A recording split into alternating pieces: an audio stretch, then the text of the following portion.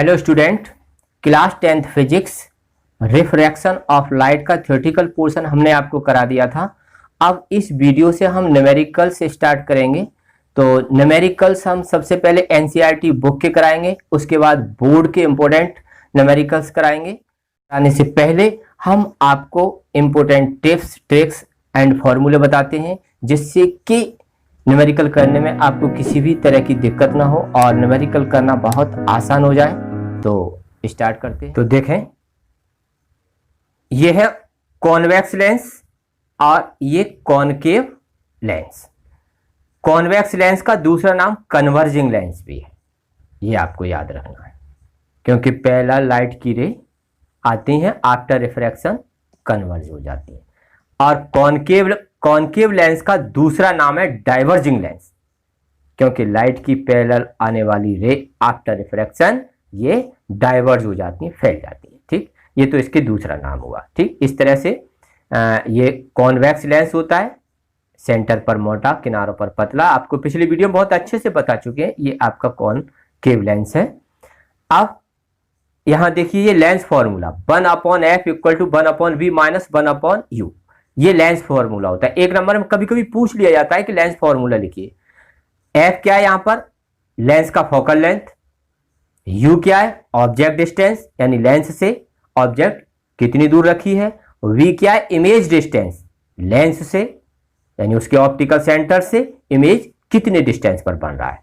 अच्छा, अब यहां पर आप समझिएगा, कॉन्वेक्स लेंस में फोकल लेंथ पॉजिटिव होती है और इसका रियल फोकस होता है। वीडियो बता चुके हैं, उनका लिंक भी डिस्क्रिप्शन में डाल देंगे, आप उन्हें भी देख लेना। यू नेगेटिव लेते हैं। यू हमेशा नेगेटिव होता है, चाहे कॉनकेव लेंस हो, चाहे कॉन्वेक्स लेंस हो, चाहे मिरर हो, क्योंकि यू को लेफ्ट पर ही रखा जाता है। तो यू हमेशा माइनस लेंगे। ठीक, वी पॉजिटिव होता है, रियल एंड इन्वर्टेड। जब इमेज रियल बनता है, इन्वर्टेड बनता है, तो वी को पॉजिटिव लेंगे। किसमें? कॉन्वेक्स लेंस में। और वी नेगेटिव कब लेंगे? जब वर्चुअल बनता है एंड एरेक्ट। क्यों? वर्चुअल एरेक्ट होता है, रियल इन्वर्टेड होता है, इसलिए ये साथ साथ लिख दिए जाते हैं। तो ये पॉइंट बहुत इंपॉर्टेंट है, ये याद रहता है। गलती बच्चों से न्यूमेरिकल में यहां पर होती है, क्योंकि ये कॉन्वेक्स लेंस के केस में रियल भी बनता है और वर्चुअल भी बनता है, इमेज दोनों तरह का बनता है। तो रियल के केस में वी पॉजिटिव होता है, वर्चुअल के केस में वी नेगेटिव होता है। ये बात अच्छे से आप ध्यान रखना। अब यहां मैग्निफिकेशन देखिएगा, ये मैग्निफिकेशन एम से डिनोट करते हैं, I/O इक्वल टू V/U, ये फॉर्मूला होता है इसका। आई क्या है? ये है आपका इमेज हाइट, इमेज कितना बड़ा बन रहा है। ओ क्या है? ऑब्जेक्ट हाइट, ऑब्जेक्ट कितनी बड़ी है, यानी ऑब्जेक्ट का साइज भी कह सकते हैं, इमेज का साइज कह सकते हैं। V/U, V और U आपको पहले ही बता चुके हैं। V क्या है? इमेज का डिस्टेंस, इमेज कितनी दूर बन रही है, और U ऑब्जेक्ट का डिस्टेंस। अब यहां एक बात और ध्यान रखें, I पॉजिटिव होता है, एरेक्ट इमेज बनता है। एरेक्ट कब बनता है? वर्चुअल के साथ। ये चाहे किसी भी लेंस की बात हो, चाहे किसी भी मिरर की बात हो, ये साइन चेंज नहीं होते हैं। अगर चेंज होता है तो ये V वाली कंडीशन चेंज हो जाती है। तो I पॉजिटिव होता है एरेक्ट इमेज के लिए। एरेक्ट इमेज मीन सीधा इमेज बनता है, जैसे ऑब्जेक्ट वैसे ही बनता है। I नेगेटिव कब होता है? इन्वर्टेड इमेज, जब इमेज उल्टा बनता है तब I माइनस का लेते हैं। O always positive. O क्या है? यहां पर ऑब्जेक्ट का हाइट, ऑब्जेक्ट का साइज, ये हमेशा पॉजिटिव लेते हैं, क्योंकि ऑब्जेक्ट को सीधा ही रखा जाता है। ये आपका कॉन्वेक्स लेंस की बात हो गई। अब कॉनकेव की देखते हैं, इसी में थोड़ी सी चेंजिंग है। ये सारे कंसेप्ट आपको क्लियर हो जाएंगे अगर ये चीज आपके दिमाग में है, तो आप ये समझिएगा रिफ्रैक्शन ऑफ लाइट का सारा चैप्टर आपके दिमाग में है। कहीं न्यूमेरिकल में किसी भी तरह की दिक्कत नहीं हो, बहुत सारे क्वेश्चन इसमें से आपको मिलेंगे। तो कॉनकेव लेंस, ये डाइवर्जिंग लेंस इसका दूसरा नाम है, ये आपको बता चुके हैं। और इंटरव्यू में भी इसमें से बहुत सारे क्वेश्चन पूछे जाते हैं। ये आपका बहुत ही इंपॉर्टेंट कंसेप्ट है। Concave lens has only virtual image. देखो यहां आप याद रखना, कॉन्वेक्स लेंस में इमेज वर्चुअल भी होता है और रियल भी होता है, लेकिन कॉनकेव हमेशा सिर्फ और सिर्फ वर्चुअल इमेज बनाता है। लेंस फॉर्मूला वही है, 1/f equal to 1/v minus 1/u, दोनों के लिए सेम है। यहां पर फोकल लेंथ नेगेटिव होती है, कॉनकेव लेंस की फोकल लेंथ माइनस की होती है, क्योंकि इसका फोकस वर्चुअल होता है और लेफ्ट पर होता है। ठीक, लेफ्ट के सारे डिस्टेंस नेगेटिव होते हैं, राइट के पॉजिटिव। यू माइनस ही लेते हैं किसी भी कंडीशन में, कोई सा भी लेंस हो, कोई सा मिरर हो, यू माइनस ही लेते हैं, क्योंकि ये हमेशा ऑब्जेक्ट लेफ्ट पर रखा जाता है। वी वही कंडीशन, माइनस है, वर्चुअल, यहां पर सिर्फ वर्चुअल बनता है, इसीलिए वी को सिर्फ माइनस लेंगे, पॉजिटिव यहां नहीं ले सकते, क्योंकि रियल इमेज बनता ही नहीं है इसमें कॉनकेव लेंस में। मैग्निफिकेशन का फॉर्मूला वही है, आई क्या, इमेज हाइट, ओ ऑब्जेक्ट हाइट, यानी इमेज का साइज कहिए, ऑब्जेक्ट का साइज कहिए, वही चीज है, ये चेंज नहीं होती। आई पॉजिटिव डायरेक्ट इमेज के लिए जब इमेज सीधा बनता है, आई नेगेटिव होता है इन्वर्टेड इमेज के लिए, इमेज उल्टा बनता है प्रिंसिपल एक्सिस के नीचे, और ओ ऑलवेज पॉजिटिव रहता है क्योंकि ये सीधा ही रखा जाता है।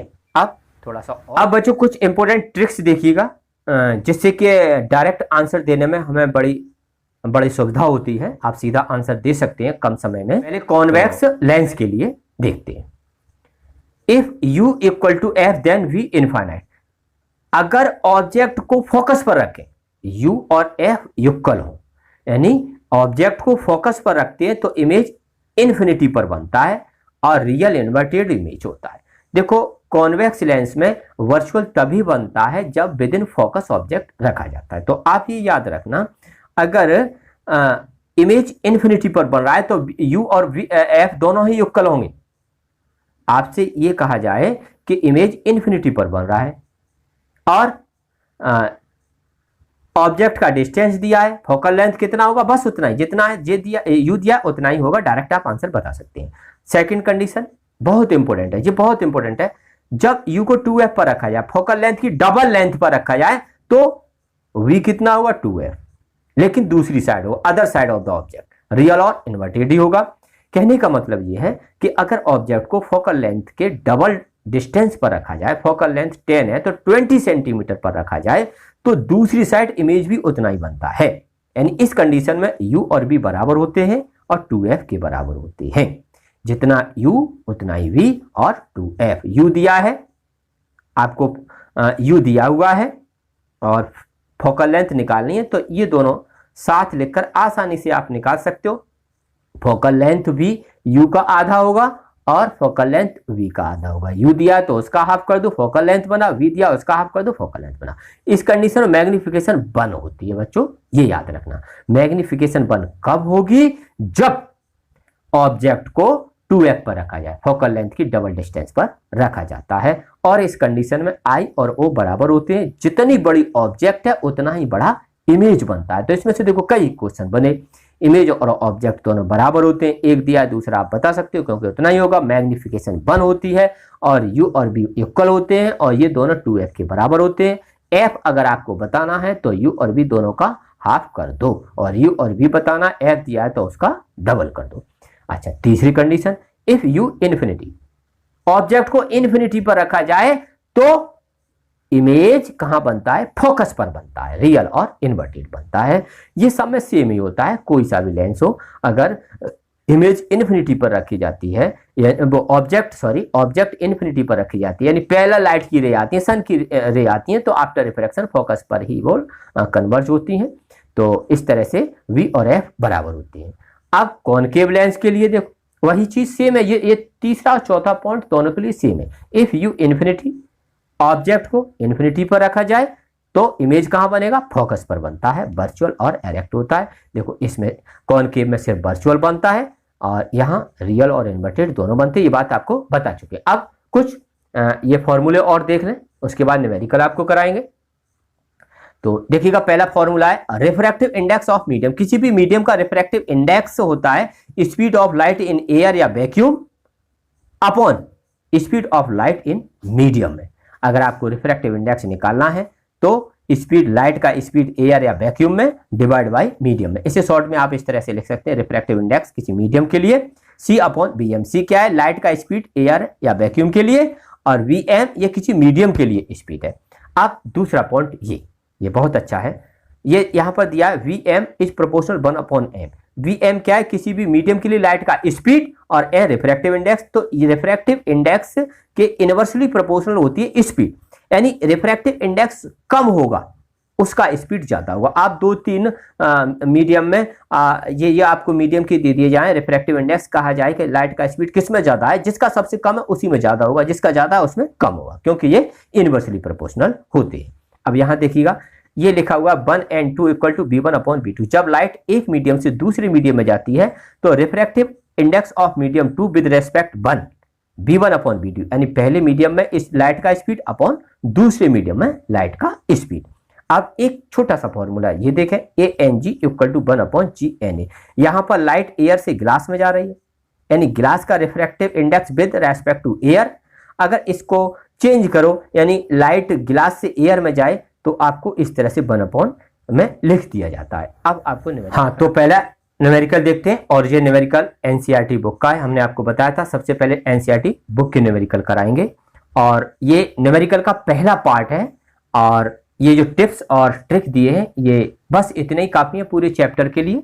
तो न्यूमेरिकल स्टार्ट करते हैं। देखो, light enter from air into glass, यानी लाइट एयर से ग्लास में जा रही है, हैविंग रिफ्रैक्टिव इंडेक्स 1.5, यानी ग्लास का रिफ्रैक्टिव इंडेक्स दिया है 1.5। इसे n से डिनोट करते हैं, तो सिर्फ n आप लिख लो, या ANG लिख सकते हो 1.5, ठीक है। लाइट एंटर हो रही है एयर इनटू ग्लास, एयर से ग्लास में लाइट की लिए जा रही है, और ग्लास का रिफ्रैक्टिव इंडेक्स दिया है 1.5, ये लिख लिया। What is the speed of light in glass, glass यानी ये मीडियम है तो Vm लिख लो। लाइट का स्पीड आपको गिलास में निकालना है, किसी मीडियम में निकालना है, और दिया हुआ है the speed of light in vacuum, ये दिया वैक्यूम के लिए, यानी C की वैल्यू दे रखी है 3 × 10⁸ मीटर पर सेकेंड। अब फॉर्मूला यूज करते हैं। देखो, हमने फॉर्मूला आपको बताया था, ये फॉर्मूला है refractive index equal to C/Vm। ये C है लाइट का स्पीड एयर या वैक्यूम में, ये किसी भी मीडियम में, चाहे वो ग्लास हो, चाहे वाटर हो, चाहे कोई लिक्विड हो, तो n की वैल्यू 1.5 लिख दो, ठीक है। C की वैल्यू 3 × 10⁸ लिख दो। Vm फाइंड करना है। देखो, अब यहां कर देते हैं, क्रॉस मल्टीप्लाई कर दो, बड़ा सिंपल कैलकुलेशन हो जाएगा। Vm equal to 3 × 10⁸। बच्चों जी m लिखा है मीडियम के लिए, यहां पर ग्लास के लिए आप G लिख सकते हो, कोई फर्क नहीं पड़ता। Vm इसकी वैल्यू निकालनी है, मल्टीप्लाई में ऐसे उठा के इसके नीचे टपका दो, तो 3 × 10⁸ डिवाइड बाई 1.5। आप थोड़ा सा और देखें, देखो एक डिजिट बाद पॉइंट है, पॉइंट हटाओ, ऊपर 0 बढ़ाओ, तो ऊपर 30 हुए, नीचे 15 × 10⁸, ये 15 से कैंसिल करो 2, तो 2 × 10⁸, और इसका मीटर पर सेकंड यूनिट हुआ। ये आपका आंसर आया। नेक्स्ट क्वेश्चन की तरफ चलते हैं। हाँ, तो देखें सेकंड क्वेश्चन है, the refractive index of kerosene, turpentine and water are 1.44, 1.47 and 1.33 respectively. देखो, ये 3 रिफ्रैक्टिव इंडेक्स दिए हुए हैं, पहला कैरोसिन का है, दूसरा आपका टर्पेंटाइन का है, और तीसरा वाटर का है respectively. In which of these material does light travel faster. आपको ये बताना है इन तीनों में से कौन सा ऐसा मीडियम है जिसमें लाइट का स्पीड तेज होगा, फास्टर होगा। तो देखो, हाँ, हमने आपको एक ये ट्रिक बताया था, Vm प्रोपोर्शनल 1/n। देखो, ये किसी भी मीडियम में लाइट के स्पीड है, ठीक है, और ये उस मीडियम का रिफ्रैक्टिव इंडेक्स है। तो रिफ्रैक्टिव इंडेक्स स्पीड का इनवर्सली प्रोपोर्शनल होता है, तो जितना रिफ्रैक्टिव इंडेक्स जिसका कम होगा उसी मीडियम में स्पीड ज्यादा होगी। अब आप यहां देखें, सबसे कम कौन सा है, ये वाला, ये सबसे कम आया, वाटर का है। वाटर का जो रिफ्रैक्टिव इंडेक्स सबसे कम है, तो इसमें लाइट का स्पीड सबसे ज्यादा होगा, इन तीनों से ज्यादा होगा। इन तीनों में लाइट गुजरेगी तो सबसे ज्यादा तेज चलेगी वाटर में, क्योंकि इसका रिफ्रैक्टिव इंडेक्स कम है। ये इस ट्रिक से मिला। तो आप लिख सकते हैं water has lowest refractive index, so light will travel faster in water. हाँ तो बच्चों इस तरह से ये क्वेश्चन कंप्लीट हुआ। तो वीडियो कैसा लगा कमेंट में जरूर बताएं। अच्छा लगा तो लाइक करें, अपने दोस्तों को शेयर करें। हमारे साथ जुड़े रहने के लिए चैनल को सब्सक्राइब कर दें, जिससे कि आने वाले हर नई वीडियो की नोटिफिकेशन आपको मिलती रहे।